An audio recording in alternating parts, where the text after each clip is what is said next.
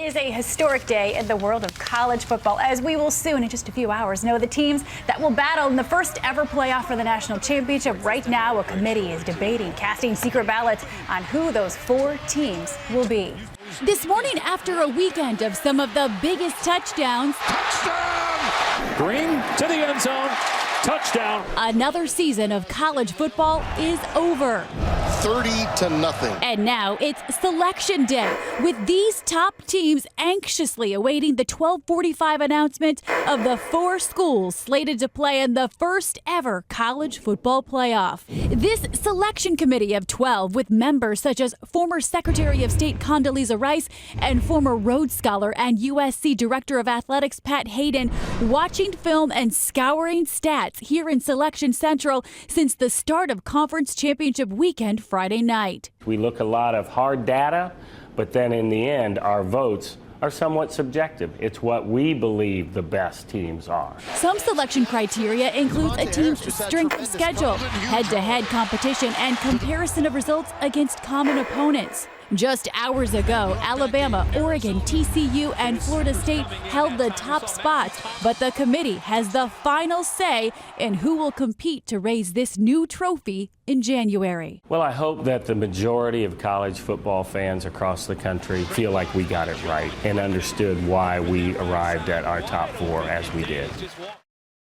And for more on this, we're going to bring in ESPN college football analyst and former Bachelor, Jesse Palmer. Jesse, thanks for joining us this morning. First and foremost, the selection committee, they say this is a subjective process. So who will those 4 teams be? If I was on the selection committee, I would have Alabama 1, Oregon 2, Florida State 3. I would have Baylor at number 4. They came into the weekend number 6, but with their win against Kansas State, I would have them leapfrog TCU and Ohio State. That would make a lot of noise. So they're going to leapfrog TCU and Ohio State, who had a dominant performance, even getting an endorsement tweet from LeBron James himself. Those teams are going to be left out.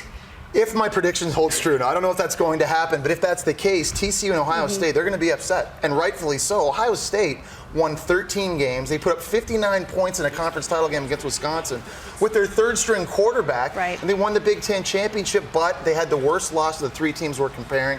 They lost to Virginia Tech, and I don't think the Big Ten's as good a conference as the Big 12. TCU, meanwhile, they shared the Big 12 title, with Baylor, but they lost the head-to-head. I think that's going to be big when it comes down to it. But no matter who finishes 5 or 6 after today, they're going to be really upset, and they're going to have reasons. There's going to be a little bit of controversy. Final question for you. Who's going to be hoisting that national championship trophy come January 12th? I think it's going to be Alabama. I think they're the most complete team on offense, defense, and special teams. I think they're the most talented team, top to bottom. They've got a lot of depth, and we're in the midst of a dynasty with head coach Nick Saban. They're looking for their 4th national championship in the last 6 years. Okay, college football fans, send those angry tweets his way, okay? And don't miss the college football playoff selection show coming up at 12:30 Eastern on our sister network, ESPN. Jesse Palmer, thanks for joining us this morning. Dan? And Jesse, you don't have to wait long for the angry tweets. Ron Claiborne over here was jumping out of his chair in anger, disagreeing with you. We got to talk about this. I'm running out. Florida State shouldn't be in there. You know that. You know that. All right, break it up.